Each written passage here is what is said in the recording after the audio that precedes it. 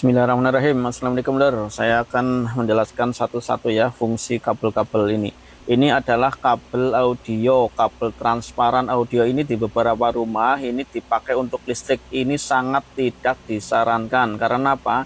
Karena ini campurannya aluminium ya. Jadi kalau kena panas itu akan gampang ngapur ya. Ini gampang ngapur dan putus di dalam, walaupun luarnya masih bagus tapi dalamnya biasanya sudah pada ambrol ya. Jadi ini sangat tidak disarankan untuk listrik, apalagi untuk beban-beban yang tinggi ya, karena ini adalah kabel audio. Ini fungsinya buat speaker ya, bukan buat listrik. Jadi sangat tidak disarankan untuk memakai ini ya. Terus kemudian ini adalah kabel NYA. Ini kabel NYA ini yang sebagai contoh ini tembaga murni ya. Ini 1,5 itu tembaga murni ya. Ini biasa dipakai untuk instalasi listrik dengan daya maksimal itu sekitar 900 watt ya maksimal ya. Sebenarnya ini bisa menurut perhitungan itu 1300 watt ya. Tapi untuk pemakaian jangka panjang itu disarankan hanya di bawah 900 watt saja ya.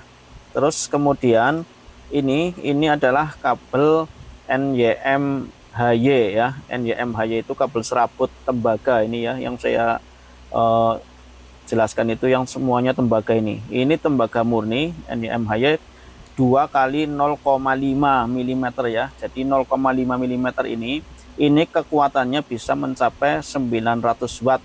Tapi untuk pemakaian jangka panjang lebih baik ini hanya untuk di bawah 300 watt atau di bawah 400 watt ya.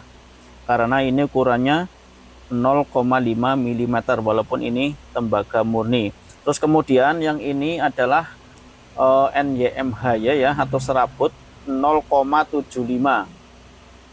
Yang ini 0,75 ini daya maksimalnya bisa mencapai 1300 watt. Tapi untuk pemakaian jangka panjang itu baiknya di bawah 900 watt ya, atau lebih bagus lagi di bawah 600 watt, karena ini 0,75 mm ya. Ini walaupun tembaga murni tapi diameternya masih terlalu kecil. Jadi untuk pemakaian jangka panjang baiknya di bawah 600 watt saja ya.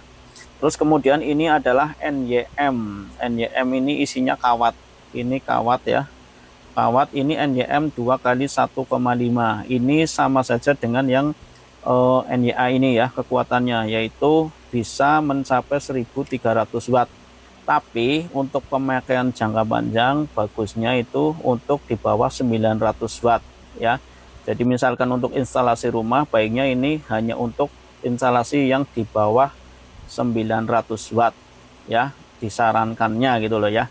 Terus kemudian kalau yang pengen lebih besar lagi pakai yang 2 kali 2,5 mm ya.